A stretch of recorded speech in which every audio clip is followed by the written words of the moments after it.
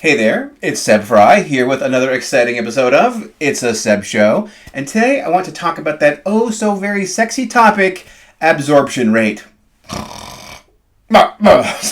Sorry. Okay. It's not actually that sexy, but it is very, very important. A very, very important thing to understand if you are looking to buy or sell a home in the real estate market. So about a couple of years ago, I think it was now, maybe a little bit more, I don't know, somewhere right around there anyway, I had the honor and privilege of doing a podcast with none other than Leslie Appleton-Young, who was at the time the Chief Economist for the California Association of REALTORS. Leslie is famous in the realtor community for these amazing presentations that she does multiple times throughout the year where she forecasts like what is going on with the real estate market. And so in the podcast episode, I asked Leslie, I said, hey Leslie, what is the number one thing you look at when you're trying to figure out which way the market is headed? And you know what she said? Absorption rate. Actually, I'm kidding. She didn't say that. What she said was inventory. She said, I look at inventory. And inventory, that's another way of saying she looks at the absorption rate. Okay, so here's how inventory and absorption rate are sort of like married together here. So let's just say that you have 600 homes for sale in a particular market and that every month 100 homes are selling, right? So that would mean that in 6 months, all 600 houses would be sold if no new houses came onto the market. Now that is what we call months of inventory, right? So that's what Leslie was talking about. She looks at the inventory or months of inventory or days of inventory or however you want to calculate it, right? Because if you have 100 homes sold every month and there's 600 for sale, do the math. That is, 6 months, all houses are going to be sold. Or we can say that the market is absorbing 100 homes per month, or that happens to be about 16.67 percent a month is being absorbed in that one example there.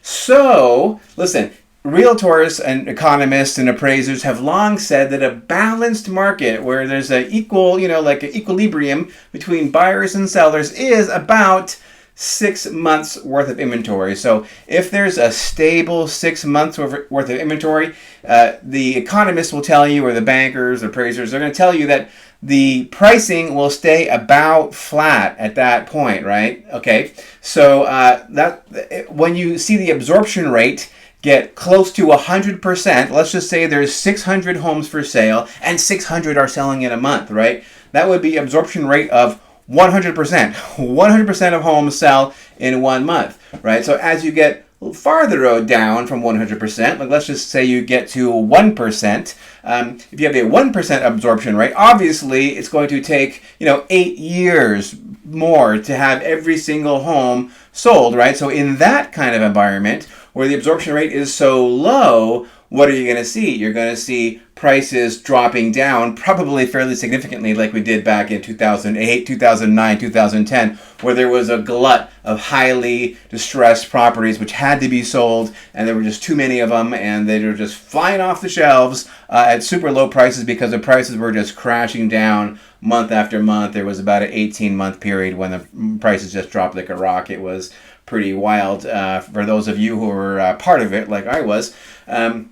But when you see that it gets closer to that 100%, right? When you see that you're at 30% of the homes are being absorbed every month, or 40%, or 50 or 60% of the homes, then you know that you're in for a market where there's going to be a lot of overbids, right? There's going to be a lot of homes which are selling for far over asking price, and you're going to see homes which are selling very quickly, like let's just say in a week or less or more, right? Right now, here in the greater San Francisco Bay Area, here we are like in the middle of July of 2021. What are we seeing? We are seeing the absorption rate tick down just a little bit, right? So it might have been the absorption rate was maybe 50% or something like that, right? 50% of homes every month were selling, and it might have ticked down to like 45%, right? So when your absorption rate gets lower, what usually happens is that the amount of inventory will also increase, right? Because people do not pull their homes off the market immediately when they don't sell. They'll oftentimes, wait a little while and then see where the market is going. And if they're really getting the feeling like, hey, it's just not happening, they will pull it off the market. But if you are seeing that the absorption rate is dropping, you're probably going to see a corresponding increase in inventory, and that is the number one thing to look out for, is an increase in inventory. And that's going to tell you how easy or hard it is going to be to sell your house. And when you are seeing that absorption rate drop down, right, like the market is not absorbing properties as quickly as it was before, that's when you need to take a very extra keen focus on your listing price, because you do not want to be in a position where your home starts to look a little bit stale, or, like it's been on the market for more than a week or 2 or 3. In this market right here, what they have right now, if your home has been on the market for more than a month, in most price ranges, it's a strong signal that you are probably overpriced and are going to need to be looking at either accepting a lower offer, or better yet, just reducing the price, because if you're going to be taking a lower offer, probably better to get one now than like in 2 or 3 months. Am I right? Am I right? Okay, there we go.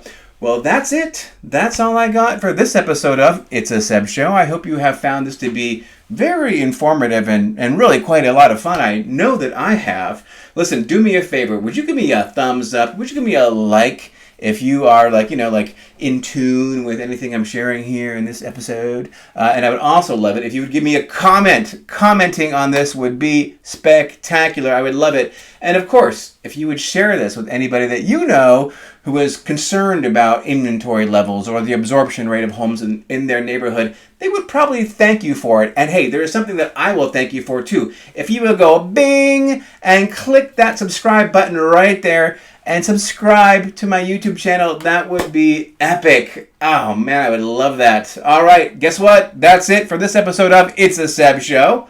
But hey, don't worry, I got you covered. I'll have another episode up again before too long.